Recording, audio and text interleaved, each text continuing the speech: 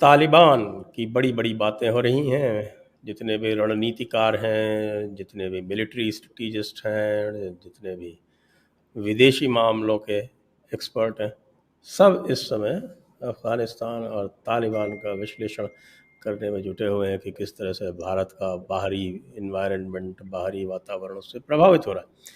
लेकिन एक ऐसा इसमें विषय है जिसको लोगों ने बहुत अधिक विश्लेषण जिसका नहीं किया है, और वो ये है कि इसका भारत की राजनीति पर भी क्या कोई प्रभाव पड़ रहा है। आइए इस विषय पर चर्चा करने के लिए हमारे साथ भाऊ और ओंकार जी हैं। आप फटाफट चैनल को सब्सक्राइब कर लीजिए और डिस्क्रिप्शन में जाके देख लीजिए, कंट्रीब्यूशन के लिंक भी हैं और सोशल मीडिया के भी लिंक हैं जी।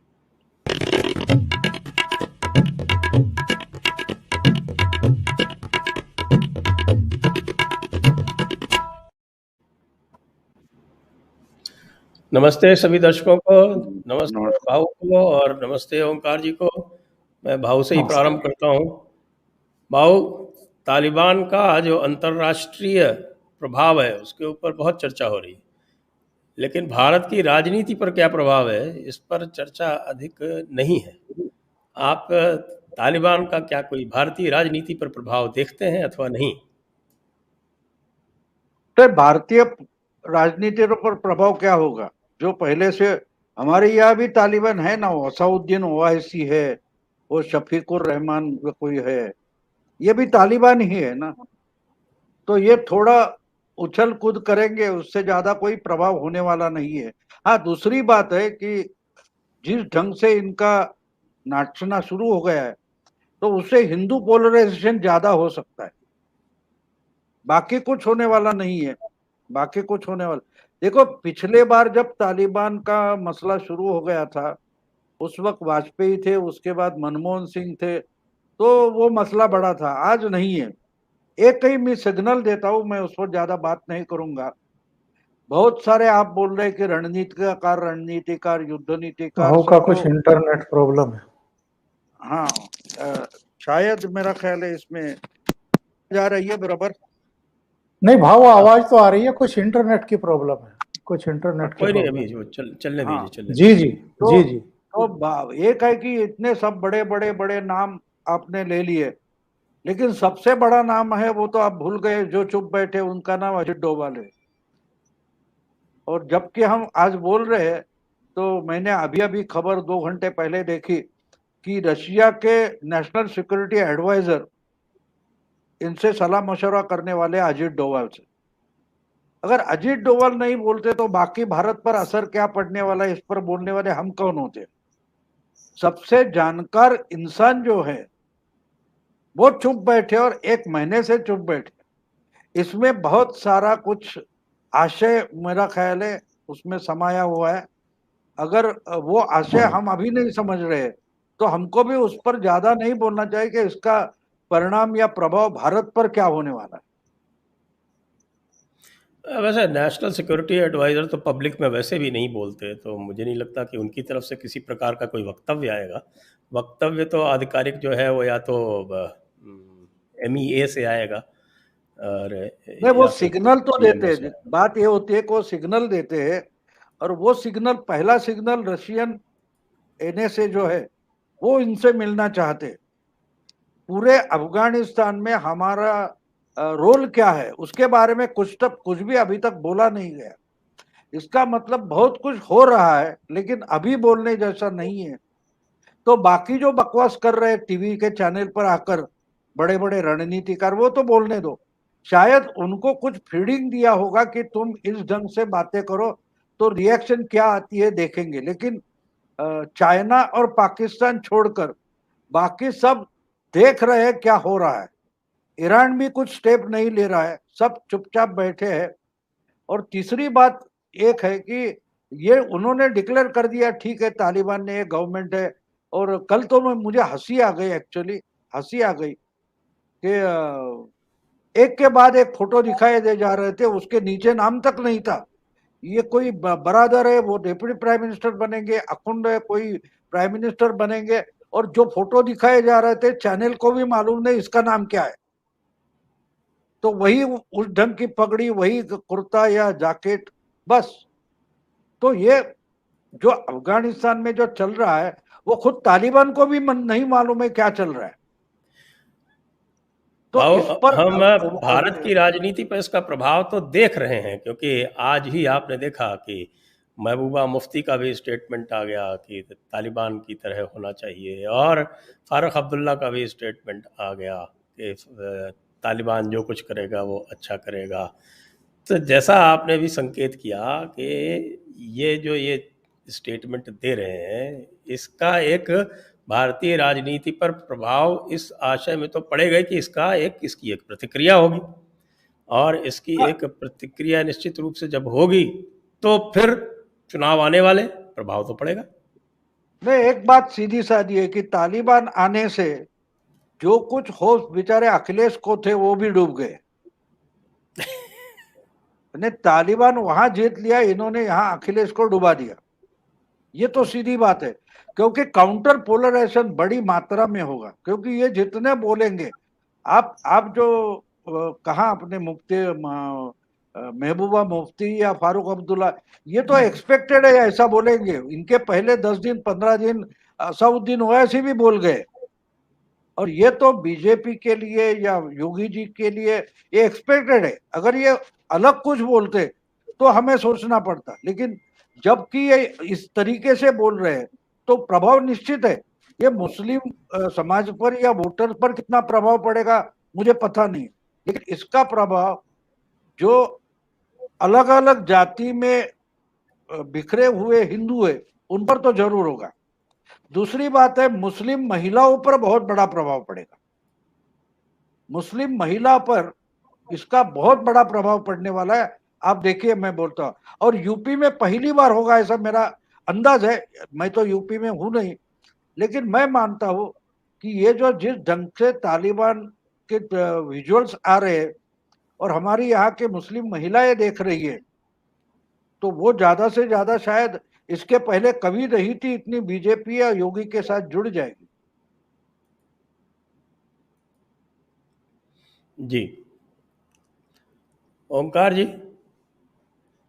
आपने देखा कि तालिबान की प्रशंसा जो है वो महबूबा मुफ्ती करें या आपके सबा नकवी करें या आरफा खानम करें, वहाँ तक तो समझ में आता है, लेकिन काफ़ी सारा लिबरल क्लास जो है वो भी बड़ा उछल उछल के तालिबान 2.0 करके उनकी प्रशंसा कर रहा था। नहीं, मेरी तो इन सबको एक्चुअल में एक सलाह है कि इनको कम से कम, जैसे एक नारा चला था ना पिछले, जब मुख्यमंत्री हुआ करते थे नरेंद्र मोदी गुजरात में, कि कुछ वक्त तो गुजारो गुजरात में, तो इन सब को कम से कम कुछ वक्त तो बिताना चाहिए ना अफगानिस्तान में। तो ये जितने इस समय तालिबान 2 के प्रशंसक हैं, वो चाहे रवीश कुमार है जो रोजाना उनकी प्रशस्ति कर रहा है, स्तुति गान कर रहा है, डायरेक्ट इनडायरेक्ट वे में, सीधे सीधे नहीं, लेकिन कुछ इस तरह का माहौल क्रिएट करने की कोशिश हो रही है। कुछ दूसरे सबा नकवी से लेकर के आरफा तो कभी उनके विरोध में दिखाई दे रही थी, कभी उनके समर्थन में दिखाई दी। कंफ्यूज लेडी है वो, उसका कुछ पता नहीं चलता है। तो जितने, और ये जो आपके महबूबा मुफ्ती हैं या फारूक अब्दुल्ला, इनको तो जबरन भेजा जाए वहां पर। इनको कम से कम 1.5-2 साल के लिए इनको वहां, और गवर्नमेंट ऑफ इंडिया अपने खर्चे पर भेजे इनको कि भाई आप ऐसा करो, वहां का पूरा अध्ययन करके आओ, और अध्ययन करने के बाद जो है फिर अपनी रिपोर्ट बना करके दो कि वहां महिलाओं पर किस तरह के अत्याचार हो रहे हैं। जो अफगानी हैं, जैसे आपके ताजिक हैं, आपके हजारा हैं, जो शिया समुदाय के दूसरे लोग हैं, उन पर वहां किस तरह के अत्याचार हुए हैं। जो मानव अधिकार हैं लोगों के, अफगानियों के, जो अफगानिस्तान छोड़ करके भागना चाहते हैं, इनको देख करके, और काबुल में भी कम से कम 2-3 हमलों के शिकार हुए हैं और सैकड़ों लोग मर गए। तो इनसे कम से कम ये पूछा जाना चाहिए कि भैया अगर तालिबान वाकई इतना आदर्श स्टेट और शासन देने वाले हैं तो फिर अफगानिस्तान के लोग क्यों भाग रहे हैं? पिछले दिनों एक अध्ययन हुआ था, एक सर्वे हुआ था जिसमें यह दावा किया गया कि अब अफगानिस्तान के 90% से ज्यादा लोग शरिया कानून के समर्थक हैं। कहा गया कि पाकिस्तान के भी 84 से ज्यादा % जो है वो शरिया कानून के समर्थन में है। कुछ बांग्लादेश के बारे में भी। जी जी, आप थोड़ा सा करेक्ट हो, 99%। जी, तो मैं कह रहा हूँ प्यू फाउंडेशन का था वो सर्वे 2017 में, तो उसमें 99% अफगानिस्तान और 84% पाकिस्तान और 82% बांग्लादेश। तो भाई अगर ये सब है और ये सर्वे अगर सच है तो तालिबान वहां जो कर रहा है, फिर ये लोग क्यों भाग रहे हैं देश छोड़ करके? क्या ये इस सवाल का जवाब मैं दूंगा, क्यों भाग रहे हैं। जी जी, आपका पूरा करें आप, फिर बाद में मैं जाऊँ। जी भाऊ, तो ये केवल संजय जी अकेले महबूबा मुफ्ती नहीं है, अकेले आपके हैदराबादी नहीं है, असदुद्दीन ओवैसी या फारूक अब्दुल्ला साहब नहीं है। ये उत्तर प्रदेश में भी एक मुरादाबाद के मेंबर ऑफ पार्लियामेंट है समाजवादी पार्टी के, बर्क साहब, उन्होंने भी ऐसा ही बर्क साहब तो संभल के हैं, मुरादाबाद के तो एसटी हसन है। पहले एक्चुअल में संभल, अमरोहा ये सब मुरादाबाद जिले में थे, तो हमारी यादों में वो मुरादाबाद ही लगता है। अच्छा। तो ये सारे के सारे एक्चुअल में क्या है कि ये तालिबान वालिबान के समर्थक नहीं है, ये सारे मक्कार लोग हैं। और ये जैसे एक दाना फेंक करके, जाल फेंक करके मछली को टेस्ट किया जाता है, वैसे ही ये लोग अपने उस हार्डकोर मतदाता को टेस्ट कर रहे हैं जिन्होंने इनका जम्मू कश्मीर में भी साथ छोड़ दिया है, जिन्होंने अलग अलग कॉन्स्टिट्यूंसी में कुछ अलग लाइन ली है, जिसका जिक्र अभी भाव कर रहे थे कि जो मुस्लिमों में भी महिलाएं हैं। एक तो 3 तलाक विरोधी कानून जो मोदी सरकार लेकर के आई थी, उसका फर्क साफ साफ देखने को मिला था।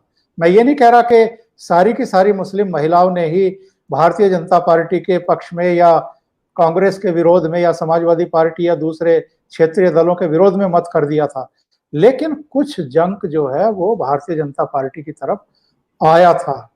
और जिस तरह की खबरें वहां से आ रही हैं, इन्होंने कहा था कि साहब हम इस बार महिलाओं का भी सम्मान करेंगे, उनको भी भागीदारी देंगे। कहाँ भागीदारी दी है? 33 मंत्री बनाए गए हैं, एक महिला नहीं है, और कोई सूरत भी दिखाई नहीं दे रही है कि ये आगे अगर कुछ मंत्रियों को बनाएंगे तो किसी महिला को शामिल करेंगे। उल्टा हो रहा है। काबुल की सड़कों पर, मजार शरीफ में भी, कंधार में भी, अलग अलग जगहों पर महिलाएं जो है हेरात में प्रदर्शन करती हुई दिखाई दे रही हैं, और ये लोग हवा में फायर कर रहे हैं उनको डराने के लिए, और वो डर नहीं रही हैं, क्योंकि जो पिछले 20-22 साल का, 21 साल का समय गुजरा है, इसमें एक नई पीढ़ी जो है वो आ गई है। और हमें ये नहीं भूलना चाहिए कि 20-21 साल पहले जब इनका शासन था, तब सोशल मीडिया इस तरीके से प्रभावी स्थिति में नहीं था। आज जरा सी घटना होती है तो आज का जो नौजवान है वो तुरंत उस घटना को पूरे विश्व के सामने प्रेषित कर देता है, उसको हाईलाइट कर देता है, ये लोग एक्सपोज हो जाते हैं। तो तब जैसा दमन तो ये नहीं कर पाएंगे, लेकिन ये लोगों को ठीक से सांस लेने भी नहीं देंगे। तो मेरा तो ये जो मेरी प्रारंभिक टिप्पणी है उसमें ये एक सजेशन है भारत सरकार के लिए कि जो जो तालिबान का समर्थन कर रहे हैं, वो चाहे मीडिया के हैं या लिबरल जो गैंग है वो है या पॉलिटिशियन है, उनको भेजा जाए कम से कम 1.5-2 साल के लिए अफगानिस्तान, और इनके खर्चे की व्यवस्था भारत सरकार कर दे। अगर ये सुरक्षित लौट आएंगे तो फिर इनसे कहा जाए कि भाई आप जरा एक रिपोर्ट बना करके दे दीजिए जो आपके अनुभव हैं वहां के, तो शायद इनको सद्बुद्धि आ जाए। जी भाव, आप क्या कह रहे हैं? यही जो बात आपने कही कि इनको वहां भेजा जाना चाहिए, तो एक कहानी है, उसमें एक रवीश कुमार है, तो रवीश कुमार जो है वैसे ही आप सब लिबरल समझो, उनकी ये कहानी है। तो इनको एक दिन भगवान प्रसन्न हो गए और बोले बेटा तुझे जो कोई है, जो कुछ चाहिए वो मांग ले। तो वो बोलता है कि मैं तो पत्रकार हूं, मुझे नरक जाना है।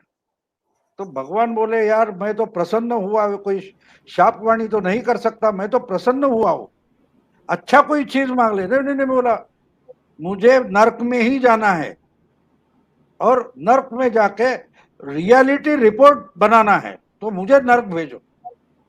भगवान बोले तेरी किस्मत अभी क्या करे, तो जा नरक में। बोले तो ये पहुंच गए नरक में। नरक में पहुंच गए तो आप हैरान हो जाएंगे कि इतनी बड़ी कमाने बनाई थी, ये फुलझड़िया रंगोलियां बनाई थी, कुछ कुछ इतना स्वागत जोर शोर से हो रहा था। और ये पूरे समझो 4-5 दिन वहां रहकर वापस आ गए और उन्होंने बहुत सारे रिपोर्टर्स बनाए कि देखो एस्टेब्लिशमेंट मीडिया या जो कुछ है या प्रस्थापित जो वर्ग है, इन्होंने कितना झूठ सदियों से फैला रखा है कि नरक एक बुरी बात, बुरी जगह है। मैं अभी अभी जाकर आया हूं 4-5 दिन, इतना बढ़िया है, अच्छा खाना मिलता है, अच्छा स्वागत होता है, ये है वो है वो है। और प्रामाणिक रवीश कुमार जैसा बिल्कुल प्रामाणिक पत्रकार था, बिल्कुल करप्ट नहीं था। तो आ गए होते होते वो एक दिन तो मरना था, अब वो मर गए। तो जो कोई देवदूत होते वो उठाकर उनको चित्रगुप्त के पास लेके गए। तो उन्होंने पूरा रिकॉर्ड निकाला, अकाउंट निकाला आधार कार्ड के आधार पर, और देखा तो ये तो बिल्कुल सच्चा आदमी है, पूरी जिंदगी सच्चाई से जिया हुआ है। बोला तेरे को तो स्वर्ग मिलेगा। तो रवीश कुमार भड़क गए, क्या बात कर रहे हो, यही तो नीचे हो रहा था, मैं तो उसके खिलाफ 5-5 रिपोर्ट लिख कर आया, नर्क कितनी अच्छी बात है, ये है वो है। तो बोले भाई क्यों चिल्ला रहे हो, तेरे लिए अकाउंट में स्वर्ग है इसलिए मैं बता रहा हूं। नहीं बोले मुझे चॉइस है कि ना, हाँ चॉइस है, तो मुझे नर्क में जाना है। तो चित्रगुप्त महाशय बोलते तथास्तु। ये जाते नर्क के दरवाजे पर, टक टक करते दरवाजा खुल जाता है, एक ही कदम अंदर नहीं रखते तो कोई ऐसे पिछवाड़े पर लात मारता है कि जाकर कोई कीचड़ में पड़ जाते। तो बोले ये क्या है, तो बोला यही तो नरक है। तो बोले क्या बात कर रहे हो, मैंने तो 5-5 रिपोर्ट बनाए तुम पर, यहाँ 5 दिन आकर रुका था, उस वक्त मेरा बड़ा भारी स्वागत हुआ था, मुझे पकवान खिलाए थे, आरती की थी, ये किया था वो किया था। गधे तब तू पहन के आया था, अब तू यार रहने आया है, अब तू यहाँ का निवासी है।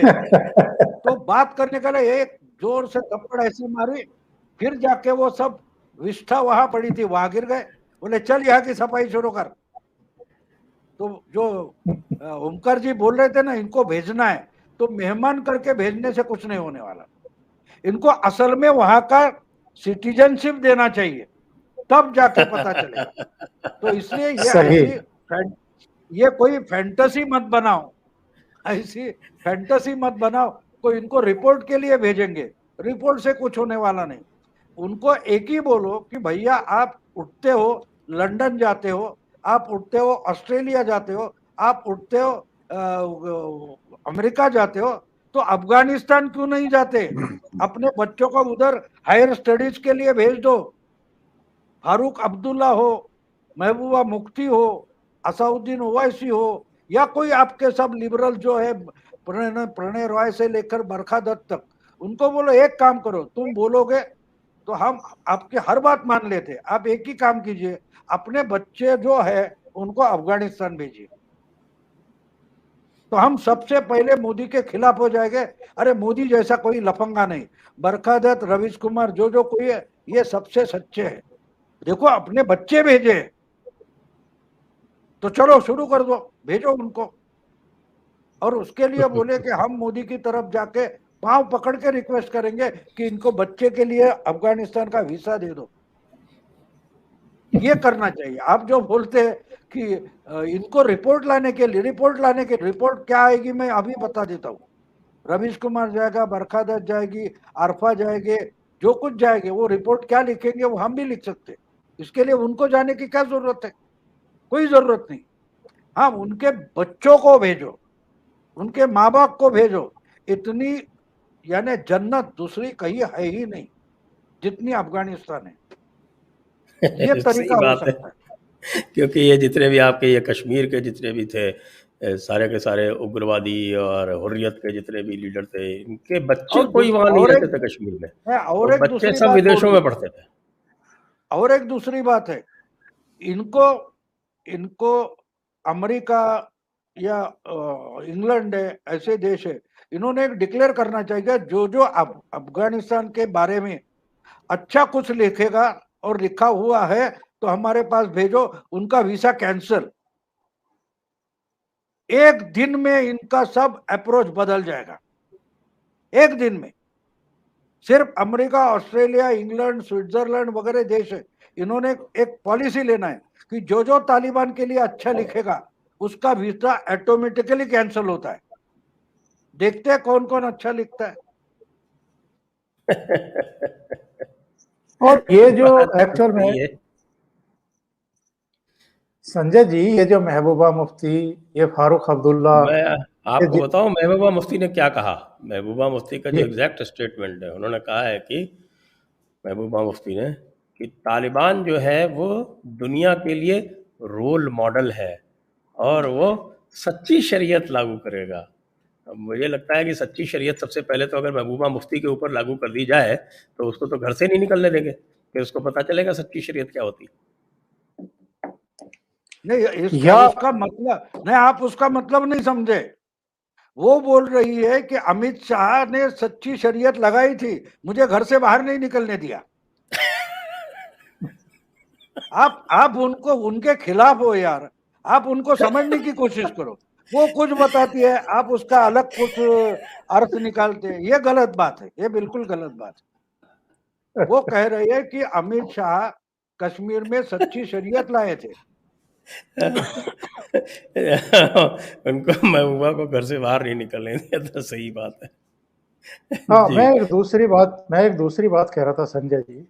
ये लोग जितने भी तालिबान की इस समय वकालत कर रहे हैं या समर्थन कर रहे हैं, ये ये कहने की कोशिश कर रहे हैं कि जो यूएन की मोस्ट वांटेड सूची में है, अंतर्राष्ट्रीय आतंकवादी है, जो खूंखार आतंकवादी हैं, जिन पर बहुत गंभीर किस्म के आरोप हैं मानव अधिकारों के, मौलिक अधिकारों के उल्लंघन के, और जिन्होंने निर्दोषों का खून बहाया है, ऐसे लोगों के हाथों में ही सत्ता दी जानी चाहिए। ये कहने की कोशिश कर रहे हैं। तो कश्मीर में भी जो आतंकवादी गुट सक्रिय हैं, चाहे जैश है, लश्कर है, हिजबुल है, दूसरे हैं, तो ये चाहते हैं कि कश्मीर में भी जो दुर्दांत आतंकवादी हैं, खूंखार आतंकवादी हैं, उनको सत्ता सौंपी जाए। इसी तरीके से अगर बर्क साहब या उत्तर प्रदेश के दूसरे लीडर कह रहे हैं, तो उनका मतलब ये है कहने का कि जो माफिया हैं, जो गुंडे हैं, जो हिस्ट्री सीटर हैं, जो बदमाश हैं, जिनके खिलाफ योगी आदित्यनाथ ने एक मुहिम चलाई है, और जितनी भी इनकी गैर कानूनी संपत्ति थी, जो इन्होंने सरकारी संपत्ति भी कब्जाई हुई थी और अपना एक साम्राज्य खड़ा किया हुआ था, और अलग अलग पॉलिटिकल पार्टियों का इनको संरक्षण मिला हुआ था, एक्चुअल में उनके हाथों में सत्ता आनी चाहिए। वो आदर्श प्रस्तुत करेंगे तालिबान की तरह, मतलब जो देश के झंडे को उतार करके फेंक दे, जो अपना खुद का संविधान निर्मित करे, जो एग्जिस्ट जो 2003 या 4 में अफगानिस्तान का एक संविधान बना था, उसको भी ये लोग उठा करके रद्दी की टोकरी में डालने वाले हैं। सारे गवर्नर हाउस पर इनका अपना झंडा लग गया है। यानी जो देश की संप्रभुता है, जो एकता है, जो अखंडता है, जो उसका स्वाभिमान है, जो संविधान की छतरी के नीचे देश चल रहा था, कानून का राज वहां पर लागू करने की कोशिश कर रहे थे, उनका तख्ता पलटिए। यानी एक चुनी हुई सरकार को उठा करके अरब सागर में फेंक दीजिए, और जो डकैत हैं, जो गुंडे हैं, जो दुर्दांत आतंकवादी हैं, जो हथियारों की भाषा ही लोगों को समझाने की कोशिश करते हैं, एक्चुअल में राज उनके हाथ में होना चाहिए। ये फारूक अब्दुल्ला और ये असदुद्दीन ओवैसी और ये आरफा खानम से लेकर के सबा करीम तक और ये जितने भी हैं, ये कहने की कोशिश कर रहे हैं, ये कह रहे हैं कि भारत में संविधान का और कानून का राज ठीक नहीं है, यहां भी आतंकवादी ही आने चाहिए, वही इनके आदर्श हैं। ओंकार जी, उत्तर प्रदेश से संबंधित जो बातें कर रहे हैं, क्योंकि उत्तर प्रदेश का चुनाव ही बाकी जितने भी चुनाव हो रहे हैं उसमें से मुख्य रहने वाला है, और उसमें एक महत्वपूर्ण विषय है जो मैं कई बार कहता रहता हूं, और आप क्योंकि उत्तर प्रदेश से हैं, आप समझते हैं इस चीज़ को कि उत्तर प्रदेश की जो मुस्लिम आबादी है उसको सब लोग एक वोट बैंक के रूप में प्रस्तुत करते हैं, जबकि आपको पता है कि इस वोट बैंक में जो लगभग 20% का जिसका तथाकथित वोट बैंक है, उसमें 20% तो सीधे सीधे शिया हैं। और जब आप तालिबान का महिमा मंडन सारे के सारे, खासतौर से जो देवबंदी हैं, मौलाना नौमानी देवबंद वाले, उन्होंने उसकी महिमा मंडन शुरू कर दिया, तो ये जो शिया वोट है वो पहले ही इनसे थोड़ा सा अलग थलग रहता है। आप जानते हैं कई जगहों पे, लखनऊ है, बनारस है, वहाँ तो ये लगभग बीजेपी के साथ रहता ही रहता है और आज से नहीं, पिछले कई दशकों से ये स्थिति है। फिर बाकी और जगहों पर जहाँ पर भी है, तो सबसे पहले तो मुझे ये लगता है, आपके इस पे मैं चाहूँगा मंतव्य, कि ये शिया वोट जो है, यानी ये 20% का 20%, मतलब ये 4% वोट तो इनसे लगभग छूट जाएगा अगर ये तालिबान का महिमा मंडन इसी प्रकार करते रहे। फिर उसके बाद ये पूरा का पूरा मूवमेंट जो है तालिबान का, देवबंदी मूवमेंट है। आप जो बाकी बचा जो 16%, उसमें भी देवबंदियों का प्रतिशत 20 है, बरेलवियों का। और आप जानते हैं जब लड़ाइयाँ होती हैं, ऐसा नहीं है कि 2 मुसलमान कैंडिडेट खड़े होते हैं और जब कहते हैं ना कि साहब कि इनमें डिवीज़न तो होता ही होता है, आज तक मैंने नहीं देखा कि डिवीज़न नहीं हुआ। क्यों होता है? उसका मुख्य कारण यही है, देवबंदी अलग, बरेलवी अलग, बरेलवी देवबंदी को काफिर कहता है, देवबंदी बरेलवी को काफिर कहता है, और शिया अलग चलता है। तो ये जो तालिबान का महिमा मंडन हो रहा है, उससे इस मुस्लिम वोट में कैसे विभाजन आप देखते हैं? संजय जी, ये ठीक है जो आपने कहा है कि लखनऊ है, बनारस है, कुछ दूसरी जगह है, वहाँ चूंकि अटल जी लड़ते रहे लखनऊ में बहुत लंबे समय तक, तो अटल जी का अपना एक व्यक्तित्व था, अटल जी का सम्मान एक मुस्लिम वर्ग में भी रहा है, अलग अलग वहाँ तो कारणों शिया से। सुन्नी दंगे होते रहे हैं हाँ हाँ, कम से कम 100 साल तक। हाँ वो ठीक नहीं, मैं वोटों की बात कर रहा हूँ, वो तो खैर दंगों का तो इतिहास हम जानते ही हैं, भागलपुर से लेकर के मेरठ, मलियाना, तमाम जगहों पर जिस तरीके से होते थे। मेरठ नहीं, तो मैं मेरा तो अपना सिर्फ शहर। शिया सुन्नी दंगों की बात कर रहा हूँ, शिया सुन्नी हाँ में हाँ, दंगे होते हैं। जी जी, तो थोड़ा बहुत फर्क पड़ेगा, लेकिन जब वोट का समय आता है तो हमारा अनुभव ये कहता है कि फिर वो शिया, सुन्नी, देवबंदी, बरेलवी, ये सब चीजें बहुत ज्यादा प्रभावी नहीं दिखाई देती हैं। और खास तौर से अभी भी, हाँ ठीक है, तालिबान का एक मसला है, जिस तरीके से वहां पर चीजें हुई हैं, और आगे जब तक ये चुनाव होंगे उत्तर प्रदेश, उत्तराखंड में, तब तक और क्या क्या होगा वो भी थोड़ा बहुत देखना पड़ेगा। लेकिन मुझे लगता नहीं है कि बहुत ज्यादा बंटवारा वोट करते समय मुस्लिमों में आपको दिखाई देगा। और जैसा भाऊ ने कहा था, इनमें बंटवारा हो या नहीं हो, मुझे लगता है कि आप पिछले करीब करीब 1.5-2 दशक का अगर चुनाव नतीजे देख लें, तो जब जब बड़ी आतंकवादी वारदातें हुई हैं, चाहे जम्मू कश्मीर में हुई हो या जम्मू कश्मीर के बाहर हुई हो, पार्लियामेंट पर अटैक हुआ हो, मुंबई पर अटैक हुआ हो, हैदराबाद में हुआ हो, दूसरे शहरों में हुआ हो, उनका कहीं ना कहीं ध्रुवीकरण पर असर पड़ता है। जो हिंदू वोट है वो अपने आप को असुरक्षित महसूस करता है और वो यूनाइट होता है। यूनाइट वो भारतीय जनता पार्टी के पक्ष में भी होता है, वो उन दलों के पक्ष में भी होता है जहां भारतीय जनता पार्टी कमजोर है, पर मुस्लिम तुष्टीकरण उतना नहीं है जितना कि कांग्रेस या कुछ दल करते रहे हैं, तो वहां उनको भी जाता है वो यूनाइट होकर के। और इस बार तो आपको ज्यादा ध्रुवीकरण दिखाई देगा योगी के कारण। योगी भी एक फैक्टर है, तालिबान भी एक फैक्टर है, कश्मीर की शांति भी एक फैक्टर रहेगा किसी ना किसी रूप में। अगर वारदात होती है तो भी होता है, अगर शांति होती है तो भी उसका असर देखने को मिलता है। एक वाहवाही तो मिलती है उस दल को, उस नेता को जिसकी वजह से ये हो रहा है। और उसको क्यों भूले हम, जो अयोध्या में इस समय एक बड़ी घटना चल रही है, भगवान श्री राम का मंदिर का निर्माण हो रहा है, तो इन सारी चीजों का कहीं ना कहीं आपको असर देखने को मिलेगा। मैं दर्शकों को एक निवेदन कर दूं कि इस बार उत्तर प्रदेश और उत्तराखंड के चुनाव के लिए, वैसे तो हमारा elections.in के साथ में एक परमानेंट टाई अप है, लेकिन इस बार अभिषेक तिवारी के साथ में भी हमारा टाई अप हो गया है उत्तर प्रदेश और उत्तराखंड के लिए। तो निश्चित रूप से यहाँ की जो आपको और अधिक एक्यूरेट सूचना मिल पाएगी। तो भाऊ ओवैसी जो है वो तीर्थ यात्रा कर रहे हैं इस समय अयोध्या की। ये ओवैसी का देखो, ओवैसी पहले से उनका टारगेट नॉर्थ इंडिया रहा है। उनकी बुरी हालत ऐसी है कि ये तो साउथ के और हैदराबाद के बाहर इनका कोई प्रभाव नहीं है।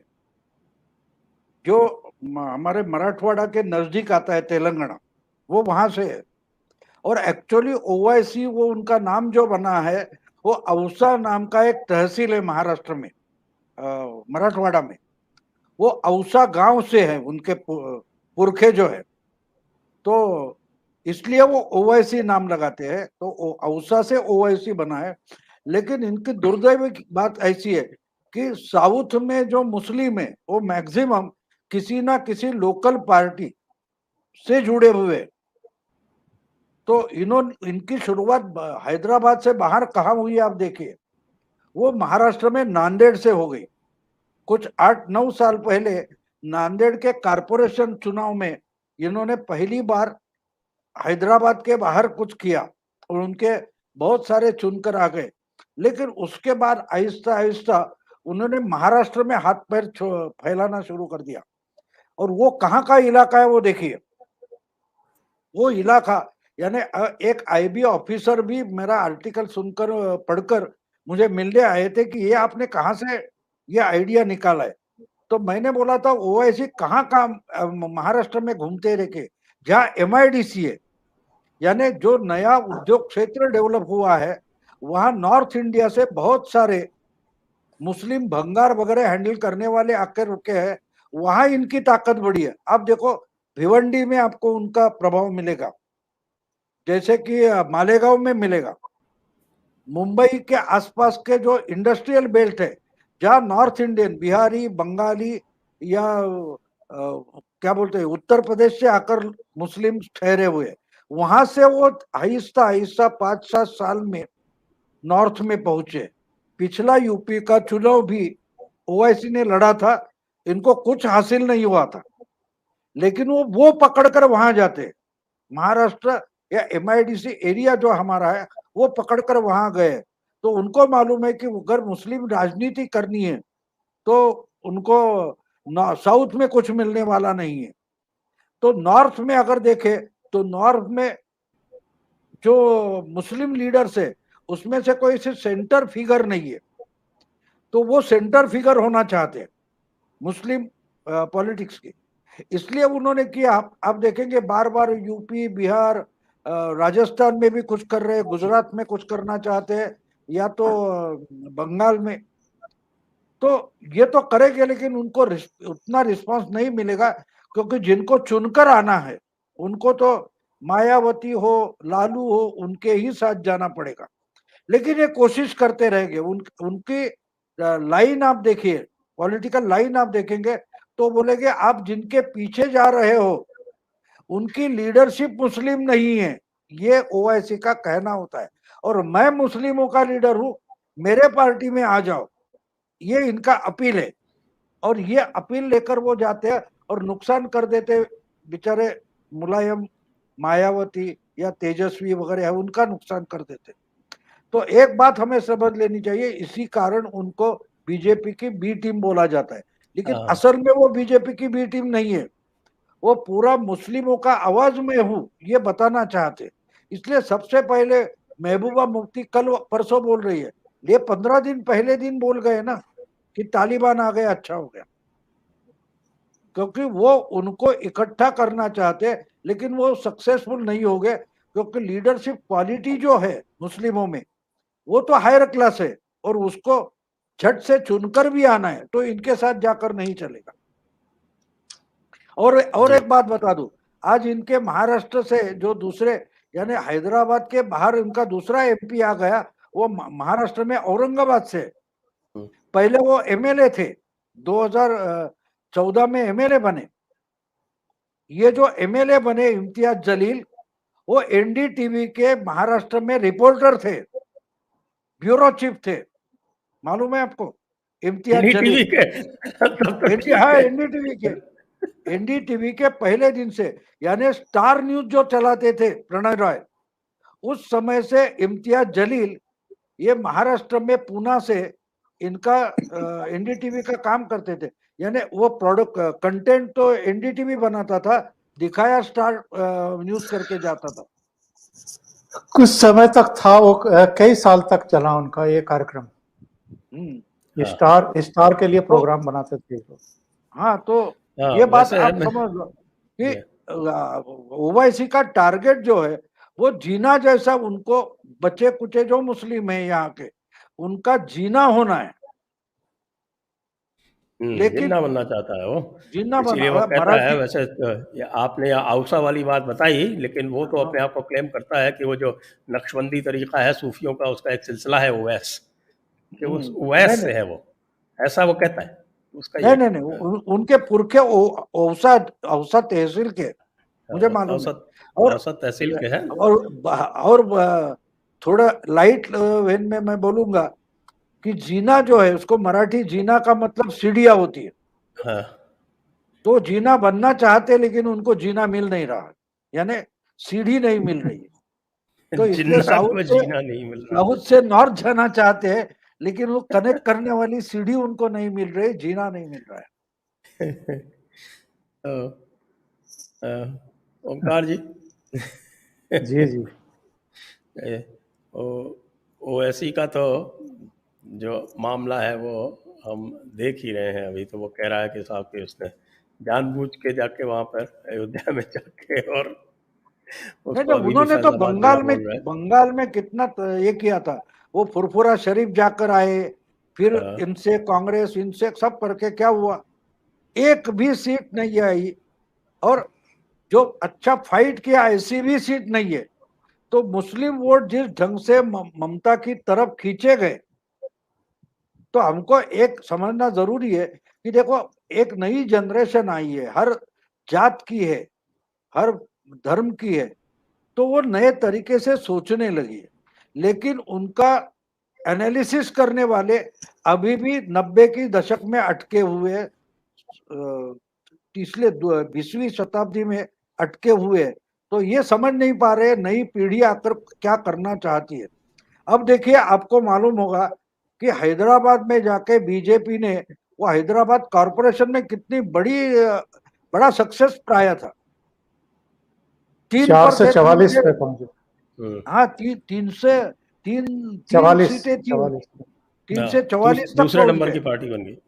अब देखिए, 37 सालों से बेलगांव में मराठी एकीकरण समिति जो थी, महाराष्ट्र एकीकरण समिति जीत रही थी। इस बार तो इनका नामो निशान मानो खत्म हो गया। मेजोरिटी में 37 साल थी जो समिति, वो कल परसों जो चुना हुआ उसमें 3 सीटें या 4 सीटें आ गई। तो जो नई जनरेशन आई है उनकी सोच अलग है, वो ऐसी झूठी अस्मिता से निकलना चाहती है। फिर वो मराठी की अस्मिता हो या मुस्लिम अस्मिता हो, बंगाल अस्मिता हो, बंगाल की अस्मिता हो। देखो 77 बीजेपी ने लाए, एक कोई मजाक नहीं है। ममता ने क्या राग अलापा था कि ये बाहरी है, हम बंगाली है। और कौन लड़ रहा था सामने? शुभेंदु वगैरह बोलने की बात ठीक है, लेकिन सामने तो मोदी और शाह और नड्डा थे। फिर भी 77 सीटें आई, ये छोटी बात नहीं है। जिस ढंग से नई जनरेशन पॉलिटिकल चेहरा बदलना चाहती है, वो हमें भी समझना जरूरी है, जरूरी है। जिस ढंग से योगी को ठाकुर करके पेश करना चाहते हैं प्रियंका वाड्रा वगैरह, वो नहीं हो रहा है। और लेकिन रवीश कुमार हो या आपकी कोई सभा करीम हो, ये तो 20वीं शताब्दी में अटके तो वैसी ही बात करेंगे ना। तो हम जावेद हम अख्तर उनको साहब के बारे में क्या कहेंगे आप? नहीं नहीं, हाँ किसके जावेद बारे में? अख्तर, जावेद अख्तर। हाँ हाँ हाँ हाँ हाँ। तो मैंने अभी भी वीडियो बनाया, रात को डालूंगा हिंदी में, कि जावेद अख्तर ऐसा बताना चाहते हैं कि तालिबान जैसा आरएसएस यहाँ है। तो मैंने उनके लिए बोल दिया है कि भैया आप ऐसा बता रहे हो कि तालिबान गलत है, यानी तालिबान को गाली देना चाहते हो। तो ये तालिबान को गाली देना है तो वहां जाके बोलो ना। यहां जब आप बोलते हो, आपको कॉन्फिडेंस है कि आरएसएस मुझ पर हमला नहीं करेगा, क्योंकि आरएसएस और तालिबान में फर्क है, इसलिए यहां बोल रहे हो। यानी आरएसएस भी जितना, आरएसएस खुद खुद पर आरएसएस का जितना भरोसा नहीं है, उतना अख्तर का भरोसा है कि हमला नहीं करेंगे। लेकिन वही बात वो काबुल में ना कर नहीं बोलेंगे, अरे तुम जैसा हमारे यहाँ आरएसएस है, जाओ बोलो। क्यों नहीं बोलेंगे? बात सीधी है, तालिबान पर भरोसा नहीं है, लेकिन आरएसएस पर भरोसा है। और आपने जो पहले बात बोली थी, उस पर मैं एक टिप्पणी जोड़ दूंगा। शाही इमाम जो है दिल्ली के, उनका एक मैंने कुछ साल पहले एक इंटरव्यू पढ़ा था। तो उनको कुछ मक्का में जो कोई मुतव्वा पुलिस होती है, उन्होंने बोला अरे तो आप इंडिया से, तो आप हिंदू हो? तो गुस्से में आ गए, बोले क्या हिंदू हूं, मैं तो मुस्लिम हूं। तो बोले नहीं, आप हिंदुस्तान से आए तो आप हिंदू हो। तो ये सब रेफरेंस से उनका इंटरव्यू लिया था, और उन्होंने, शाही इमाम ने बोला था, ये देश सेक्युलर है, किसी पार्टी की मेहरबानी से नहीं। यहाँ मेजॉरिटी हिंदू है, इसलिए ये देश सेक्युलर है, और तब तक यहाँ मुस्लिम सेफ है, किसी पॉलिटिकल पार्टी की मेहरबानी से नहीं। तो ये आरएसएस के भरोसे बोल रहे थे, और अख्तर भी आरएसएस के भरोसे बोल रहे हैं, वो संविधान के भरोसे नहीं बोल रहे। दूसरे आप संजय जी, मुझे ऐसा लगता है, हाँ संजय जी, जी, मुझे ऐसा लगता है आप जो बोलिए, इसके ओवैसी, बाद फिर हम ऑडियंस क्वेश्चन पे चलेंगे। आप हाँ जी हाँ जी, ओवैसी वाला जो आप कह रहे थे ना, तो मुझे ये लगता है कि बिहार वाली उस दुर्घटना के बाद जो मुस्लिम है वो सतर्क हो गया है, और उसके सतर्क होने का पहला प्रमाण तो हम लोगों को पश्चिम बंगाल में मिल चुका है। अब मुझे लगता है कि उत्तर प्रदेश में भी देखने को मिलेगा। ये कह रहे हैं कि हम 100 सीटों पर लड़ेंगे, और मुस्लिम मुस्लिम ही राग अलाप रहे हैं एक तरीके से। तो इनको दूसरा बड़ा झटका इस बार उत्तर प्रदेश के मुसलमान देंगे, क्योंकि वो, उनको ये अंदाजा नहीं था सीमांचल के मुसलमानों को, जिन्होंने इनको 5 सीटें दे दी थी, कि वहां पर अगर ये सीटें भी राष्ट्रीय जनता दल को चली जाती तो वहां स्थितियां परिस्थितियां दूसरी होती। सरकार फिर वहां भारतीय जनता पार्टी के समर्थन से नीतीश बाबू की नहीं बनती। तो ऐसी गलती वो दोबारा दोहराएंगे ओवैसी के चक्कर में आकर के, मुझे लग नहीं रहा है। तो उत्तर प्रदेश में भी इनको निराशा हाथ लगेगी। जी, तो अब हम दर्शकों के प्रश्नों को ले लेते हैं। मैं सभी दर्शकों से अनुरोध करूंगा, इस वीडियो को शेयर करें, इसको लाइक करें और बेल आइकॉन दबाएं, चैनल को सब्सक्राइब करें और साथ में हमारी सहायता के लिए कंट्रीब्यूशन का लिंक डिस्क्रिप्शन में दिया हुआ है, वहाँ जाकर आप हमें कंट्रीब्यूट भी कर सकते हैं।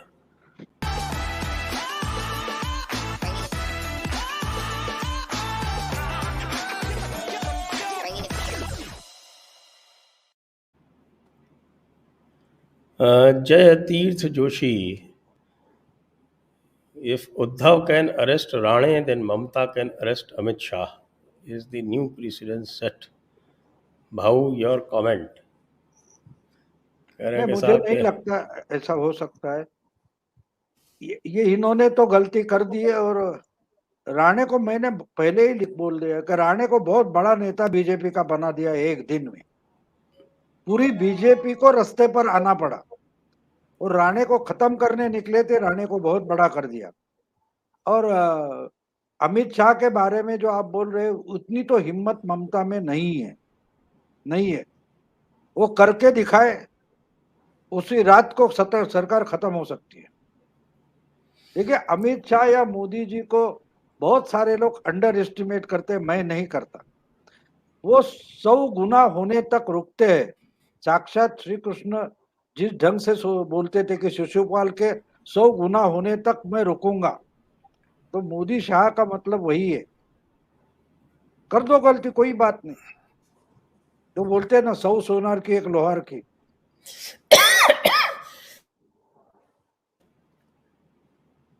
अगला प्रताप रामचंद्र भाऊ की तारीफ कर रहे हैं, भाऊ इट इज बेस्ट। नेक्स्ट।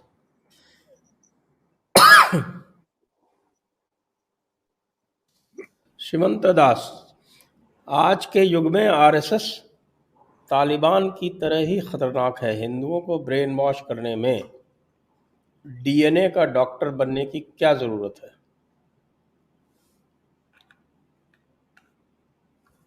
भाव जवाब दीजिए। नहीं, ये खुद ही ब्रेन वॉश हो गए ऐसा मुझे लगता है। इनको ब्रेन वॉश का मतलब ही पता नहीं है। मैंने बोल दिया कि अगर आरएसएस तालिबान जितना खतरनाक होता तो जावेद अख्तर को ये बात बताने की, बोलने की हिम्मत नहीं होती। ये फर्क है। हम देख रहे हैं कि काबुल में तालिबान के खिलाफ बोलने वाला पूरा वाक्य करने से पहले मर जाता है, हम देख रहे हैं। तो ये अगर इनके ब्रेन में, भेजे में नहीं जा रहा है, तो ये खुद ब्रेन वॉश हो गए। ये ब्रेन वॉश पर क्या बोलेंगे? चिन्मय, भाऊ, is Taliban 2.0 an American ploy to hassle India and China? मुझे नहीं लगता। मैं मानता हूं कि जिस ढंग का गेम अमेरिका खेला, ऐसा मुझे लगता है। वो तो बोल नहीं रहे, कोई दिखाई नहीं दे रहा है, लेकिन जिस ढंग से युद्ध सामग्री वहां छोड़कर अमेरिका निकल गया है, तो वो उन्होंने रखी है इसीलिए कि आपस में लड़कर मरे और जितना हो सके चाइना के लिए तकलीफ कर दे। क्योंकि चाइना की बड़ी इन्वेस्टमेंट अफगानिस्तान के बॉर्डर से लगते लगते अरब सागर तक पहुंची है। और झिंगझैंग जो है, वहां कम से कम 10-15 करोड़ मुस्लिम है जो की सत्ता के खिलाफ बैठे हैं। तो चाइना के लिए एक तकलीफ बड़ी हो, इसलिए इतनी बड़ी युद्ध सामग्री वहां छोड़ी है अमेरिका ने। अगर इनको छोड़ना ही था तो 4 महीने 3 महीने में सब सामान उठाकर ले जा सकते थे, लेकिन नहीं गए। देखिए, इन्होंने अबोटाबाद में लादेन को उठाकर लेके गए थे, तो वहां एक ब्लैक हॉक हेलीकॉप्टर डैमेज हो गया था, तो उसको भी बॉम्ब से उड़ा दिया था। लेकिन बहुत सारे हेलीकॉप्टर, हवाई जहाज और टैंक्स वगैरह छोड़कर, बहुत सारा बम वगैरह छोड़कर, दारू सामान वहां छोड़कर निकल गए। इसका मतलब यह है कि भैया ये ले लो, लड़ लो, खुरासान आईसी से लड़ो, पंजशीर से लड़ो, टीटीपी से लड़ो, तहरीके तालिबान पाकिस्तान है उनसे लड़ो, और वहां से आपको बहुत सारे सिंध बलूचिस्तान के लोग मिलेंगे लड़ा के, उनके साथ बंटवारा करो, और आईएसआई से लड़ो, आईएस से लड़ो। ये मुझे अमेरिका का गेम लगता है। और देखिए, आज तक बड़ी आसानी से चाइना अपनी इन्वेस्टमेंट करते आया सीपेक पर। अब अमेरिका निकल गया है तो तालिबान को रोकने वाला कोई नहीं है, और तालिबान वाले ये उगाही पर जीते हैं। उनको तो चाइना से ही पैसा लेना पड़ेगा, दूसरा कोई पैसा देने वाला है नहीं। तो अगर आपकी सीपेक इन्वेस्टमेंट सेफ रहे तो भैया हमको पैसा दो, वरना तो हम तो इसका डैमेज करेंगे। तो चाइना को साउथ चाइना सी छोड़कर यहां आकर तैनाती करनी पड़ेगी। तो इतना मुझे आसान नहीं लग रहा है, हमारे लिए इतनी तकलीफ नहीं होगी शायद। इसलिए मैंने शुरुआत में बोल दिया कि डोभाल साहब अभी भी चुप क्यों है, ये मेरे सामने बहुत बड़ा सवाल है।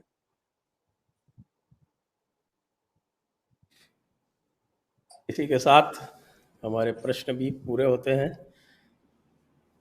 बाबू जी को धन्यवाद, ओमकार जी को धन्यवाद, सभी दर्शकों को धन्यवाद। जय हिंद, वंदे मातरम।